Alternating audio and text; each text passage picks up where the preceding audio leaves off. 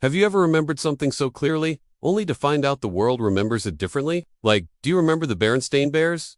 Well, millions of people do, but for some odd reason, the collective memory of the world says they were the Berenstain Bears.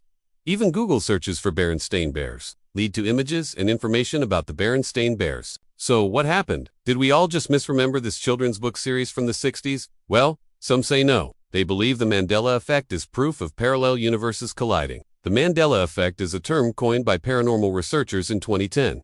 It refers to a phenomenon where a large group of people share a false memory of an event or a fact. Take, for example, the famous movie quote, "Here's looking at you, kid." It's often misattributed to Rick Blaine from the classic film Casablanca, but when you check the script, you'll find those words were never spoken. Yet generations of moviegoers have been under the impression that they were. Another example is the spelling of the Polish death camp, Auschwitz. Ask most people and they'll spell it A-U-S-W-I-T-C-H.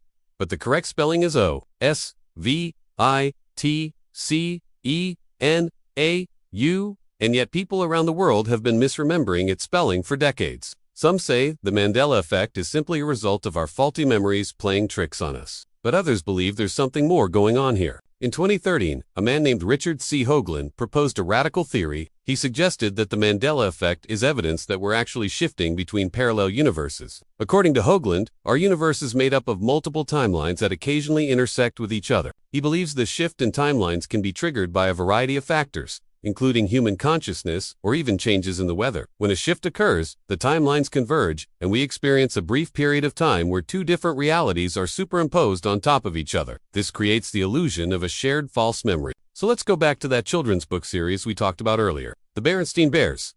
Let us say there was a group of people who read the books in the 1960s when they first came out. These people created a timeline in which the books were called the Berenstain Bears. But now imagine a parallel universe where the same books were written, but were called the Berenstain Bears. If these two timelines were to converge, then people in our universe would begin to experience memories of a reality where the books were called the Berenstain Bears. Over time, these memories would become so ingrained that they would eventually replace our original memories of the Berenstain Bears. Of course, this is just one of many possible explanations for the Mandela Effect. Some have suggested that it could be proof that we're reliving in a simulation, or that our memories are being manipulated by an outside force. While the Mandela Effect remains a popular topic in internet forums, it hasn't gained much traction within the scientific community. After all, there is no way to prove that we're shifting between parallel universes or that our memories are being tampered with.